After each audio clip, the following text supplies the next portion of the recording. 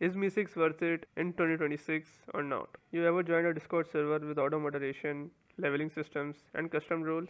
Chances are you have seen MEE6. In this video, I'll explain what the MEE6 Discord bot does, its main features, its pricing, and whether it's actually worth using.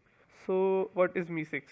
MEE6 is one of the most popular Discord bots used for moderation, leveling, automation, and server management. It helps server owners save time by automating rules, rewards, and community engagement. What are its main features? MEE6 offers auto moderation, like filtering bad words, spams, and links, and slangs as well. It has a leveling system where members earn XP by chatting and can unlock roles. You also get custom commands, welcome messages, reaction roles, and logs to track server activity. With the premium version, you unlock advanced leveling systems, custom XP rates, music playback, and more control over moderation.